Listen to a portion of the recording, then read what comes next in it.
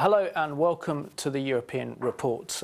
Here we are in the heart of Europe, here in Brussels, in a parliament opposite the European Parliament, to discuss vital issues that affect Israel, Europe and the Middle East. In today's programme, we will be discussing how the city of Belgium has recognised its role in collaborating with the Nazis over 70 years ago to deport Belgium's Jewish community to Nazi death camps. We'll be asking what is the implications and the significance of this event that took place this month. We'll also be discussing a new paper that's been produced by 16 US intelligence agencies in which they've classified this a post-Israel Middle East, and we'll be discussing the implications of the growing delegitimization of Israel. The final issue we're going to be discussing today is the issue of the Islamic Republic Iran and Iran's nuclear weapons program.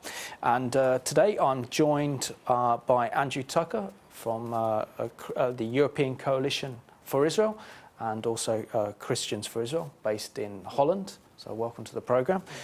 Also joined by Charlotte Gutman, who is leader of the Jewish community here in Brussels and also does tremendous work in terms of public relations and media work on behalf of the Jewish community in Israel.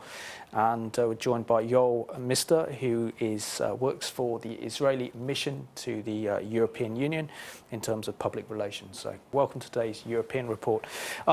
Firstly, Andrew, do you want to just give us a little bit about your background and how you became involved in becoming such an advocate for Israel and your work that you do, both for the European Coalition for Israel and for Christians for Israel in Holland? Okay, thanks, Simon. Well, I'm Australian by birth. I grew up in Australia. I've been living in Europe now for 20 years. And I think in the time that I've been living in Europe, really the Lord's touched my heart in a way about the importance of Israel and the Jewish people. I grew up as a Christian, and I've always felt that God still had a purpose and relationship with the Jewish people and Israel.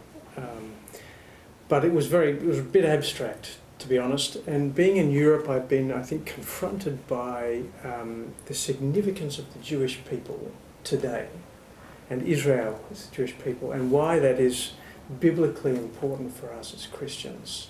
It's made me realise that our Christian faith is born in Israel. We belong at the heart of Israel. And we belong at the heart of God's covenant relationship with Israel. That's what we're born into as Christians. And that's our identity and our calling. So we're deeply connected with the Jewish people. It means our future is connected with the Jewish people. I sometimes compare our relationship like Ruth accompanying Naomi back from Moab to Bethlehem. And I believe that's our task as Christians, is to walk like Naomi, the Moabite, with like Ruth, the Moabite, with Naomi back to Bethlehem. We need to be with Israel and with the Jewish people. And Charlotte, can you tell us something about your background? And because you're very prominent in the Jewish community here, can you tell us what it was like growing up as a Jewish woman here in Belgium, and also the very important and significant work that you do on behalf of the Jewish community and on behalf of Israel? Well, I was, thank you for inviting me first. I was born in Belgium, in Brussels, although I was designed by my parents, of course, in Haifa, in Israel. So I'm very connected to Israel, and Haifa is the city that we love very much in my family. Now, I grew up in Brussels, and I entered the Jewish community quite late. I was 16, because I think my parents wanted to have a low profile about their Judaic background, because they've suffered from the fact of being Jews during the Second World War. My father was the only survivor of a family of 38 people from Berlin. So on one side I have Auschwitz, and on the other side my mother was born in Kiev, survived with some of the family in Uzbekistan. And so on this part of the family I have the background of Babi Yar. So I am the child of survivors of the Shoah. Regarding my involvement in the Jewish community, which started when I was 16, I wanted very quickly to be responsible, to be involved, because I had the feeling that I wanted to contribute to the community. And so I became in the youth movement. I became responsible of groups in youth movement. And then I was involved with Keren Hayasot, Solidarity for Israel. I was involved with the Radio Judaica in Brussels, and ended up with CCOJB, becoming vice president nowadays since 2010. And the contribution I can say is that obviously we try with the directorate of the CCOJB, we try to decide on events that would raise the profile of the Jewish community and their contribution to Belgium, and also to raise the image of Israel and Israelis, which is unfortunately very biased in many people's minds. And Yoel, it's a great pleasure to have an Israeli diplomat on the program today. Can you just share with our viewers in particular what inspired you to become a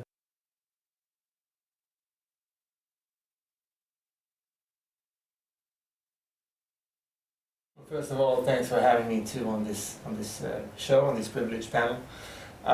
Some people would say that diplomacy today is in decline. But I can tell you, as an Israeli diplomat, nothing could be farther from the truth. Simply in terms of Israeli diplomacy, there's still so much work that needs to be done. And at least for the foreseeable future, I don't see Israeli diplomacy finding itself out of work. We have quite a lot of challenges in front of us, and we pretty much have our work cut out for us.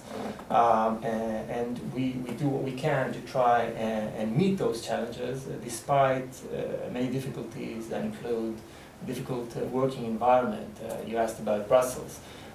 So, for example, when you work vis-à-vis the European Union, this might strike you at first as a very civilized environment to be operating in, a suit and tie type of environment.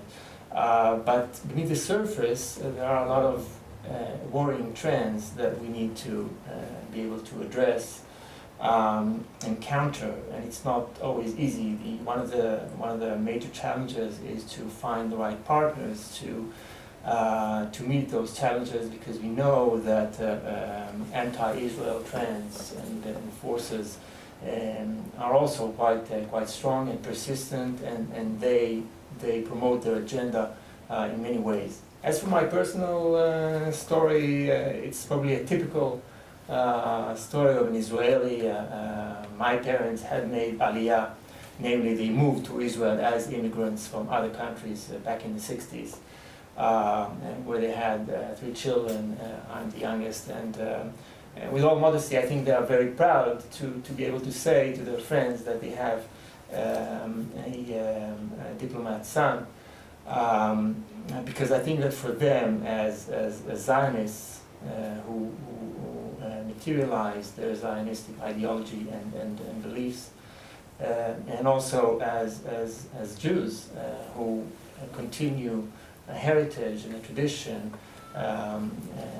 of a people that survived through so many generations in the diaspora.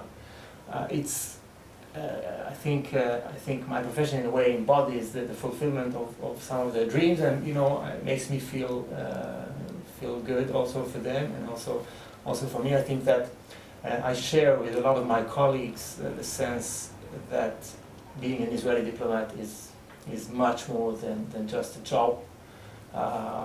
Of course it is a job, but it's much more than that. It's a mission, and I think that a lot of people share this feeling, the fact that you represent a country that is the realization of a dream of a whole people for 2,000 years, and I think that's something quite extraordinary. But it also means a great deal of responsibility. And all those challenges that I touched on at the beginning. the fact that we need to be able to rise to the challenge of defending Israel against its many detractors, to counter all criticism, much of it unfair, that is directed against Israel. So, as I've said, we have our work cut out for us. It's a very interesting job, or rather mission, and we do what we can to try and promote Israel's image, Israel's diplomatic and political agenda. Here in Brussels, we do a lot of work vis-à-vis the European institutions to try and further develop our relations with the EU, be it trade relations, R&D, and many other areas of cooperation. And of course, Israel's image, which I think, again, suffers from a great deal of unfair criticism. Yeah. And just really want to bring you into this one, Charlotte, really, because what happened this month in September here in Brussels, that the city of Brussels finally recognised its role in collaborating with the Nazis, in providing lists for the Nazis in which over 5,000 Jews were deported to the Nazi death camps. Can you tell us what that means to you to finally have this recognised after 70 years? It happened in the town hall of Brussels last Sunday. The mayor, Freddie Tillemans, made a wonderful speech. And during this speech, he gave his official excuses to the Jewish community for what had happened in the Second World War. And in fact, celebrating what was happening on the 3rd of September, 1942, which was the deportation, the raids of Jewish people in a very aggressive way to Auschwitz. He explained that in 1940, the mayor of the city had requested, because the Nazis had asked him to do so, and he did obey, and asked the city to make lists of Jewish people who were living in Brussels. Now, in 1942, the mayor at that time refused to give the advice or the order to Jewish people to put on the yellow star. And so it was possible, that's what Freddie Tillemans explained, to refuse to obey to the Nazis. But still, as you said, more than 5,000 people were taken from their homes, from their environment, and immediately sent to Auschwitz through Malin, the address, the camp where they were in transit until they were put into the trains. So it was for the Belgian community a kind of relief. Will not bring back the people, of course, but it was a relief because not many officials have recognized this responsibility so far. And I think that when I asked Mr. Tillemans at the end of the ceremony, why 70 years later, why not earlier? And he said, because he was not really aware of what had been done in the local authorities and registers at that time. And so when he looked into it, and there was also this survey that was requested by the Senate in Belgium a few years ago to the CEGES. CEGES is the Center for Studies on War and Contemporary Societies. And they had done a document on the docile Belgium. But this document is kind of asleep.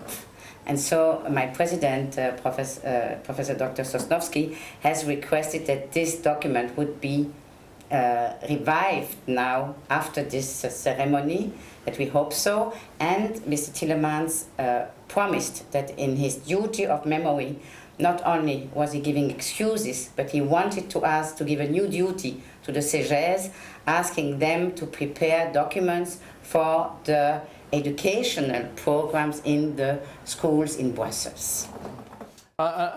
Andrew, I mean, 70 years seems like a very long time to actually admit to collaborating with the Nazis, and we're seeing this across Europe. There's been services of memorial to remember what happened to so many Jewish people throughout Europe, in which 6 million precious Jewish life perished at the hands of the Nazis.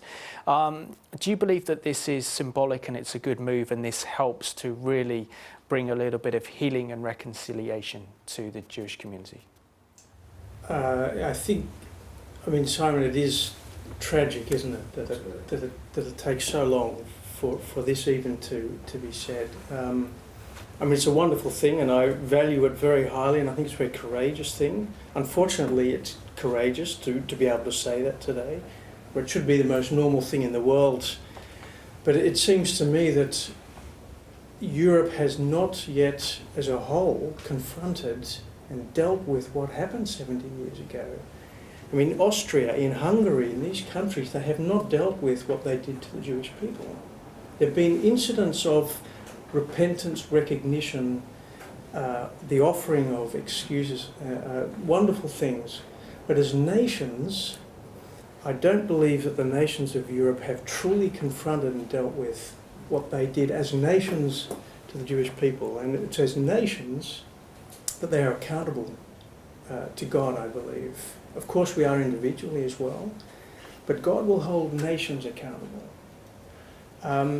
And I believe there is a time coming of choice for nations where we have to recognise not only our past, but also the future and the present and our connection with the Jewish people. So my answer really is there's much more that needs to be done in terms of truly recognising and repenting for what has happened 70 years ago. And 70 years, of course, is a very significant time span also. Biblically, I think the time is right for that to happen.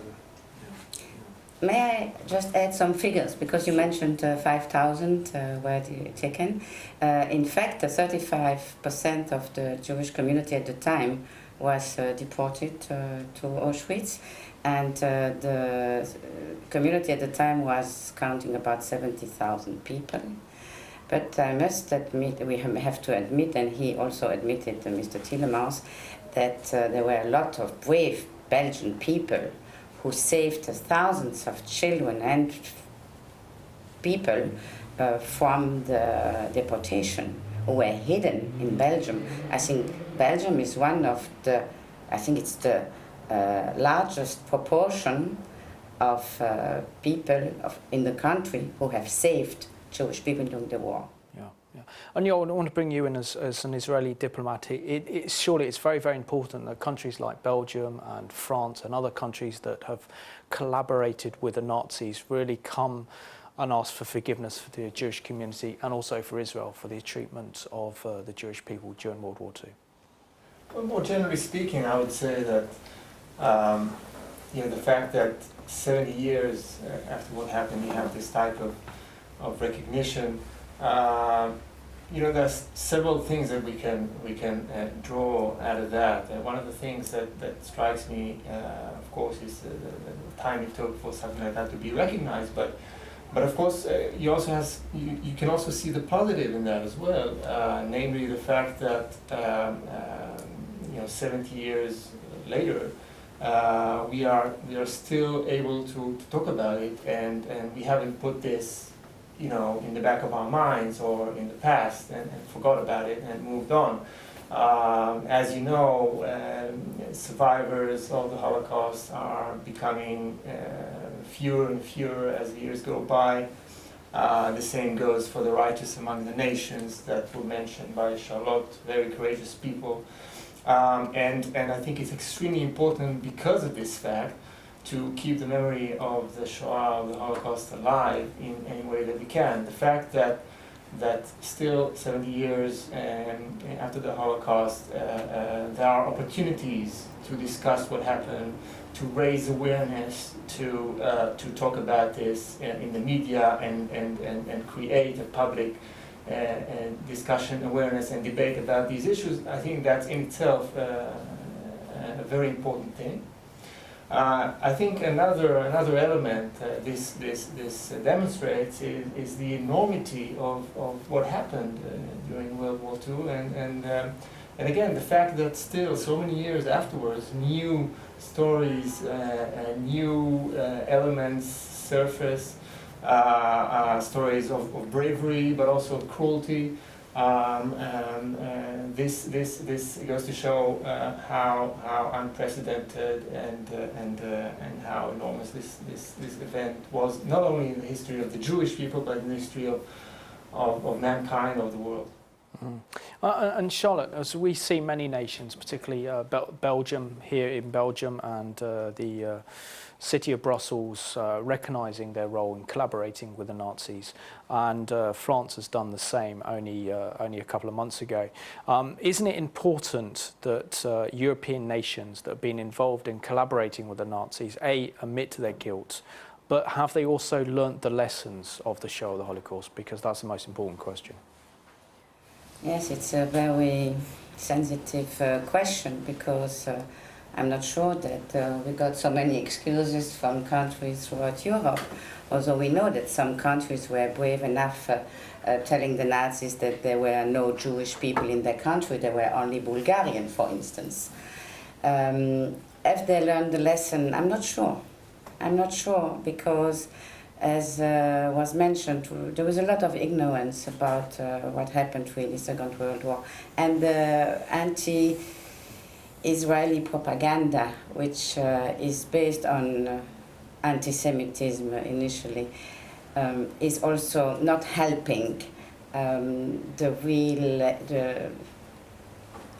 people of Europe to understand what are the dangers of radicalism, of extremism, and it might not especially be the right, it might also be the left.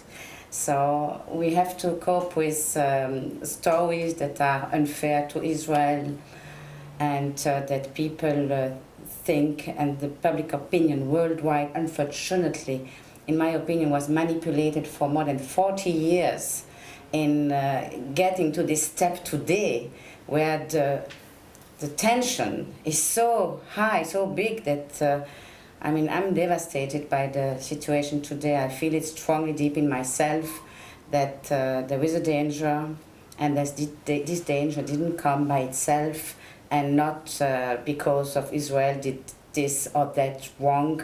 It's impossible to blame Israel for the whole situation in the Middle East, and it's very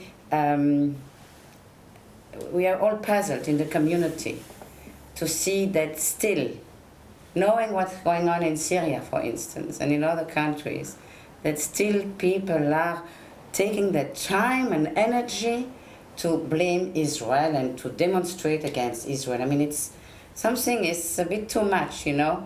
And I was saying this to some people lately at a meeting, at a pro-Palestinian meeting. I was saying, it's so caricatural the way you speak.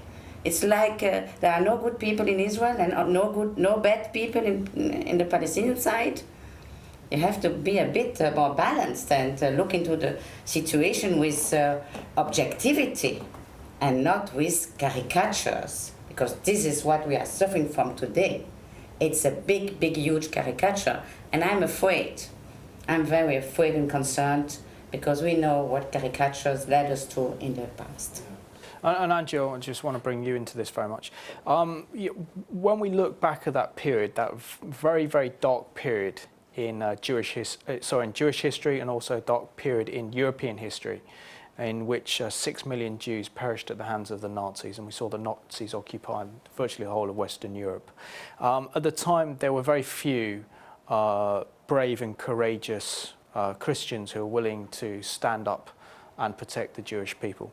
Do you believe that Christians can learn the lesson of the Holocaust and actually stand with Israel and the Jewish people now at this historical juncture in world history? I think they definitely can, but I question whether they are.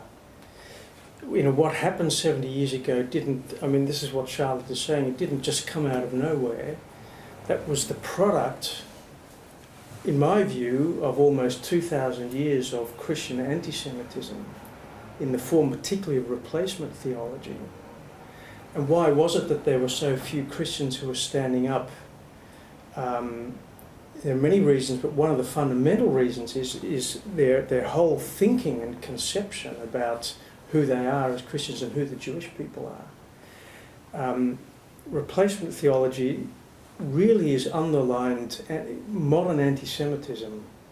And I'm very afraid as well with Charlotte about what's happening today, because I don't think Christians have really understood, by and large, the churches have not understood what is the root cause of anti-Semitism? What is the root cause of the hatred of the Jewish people, whereby they can be sacrificed, as it were, for expediency, to achieve world peace?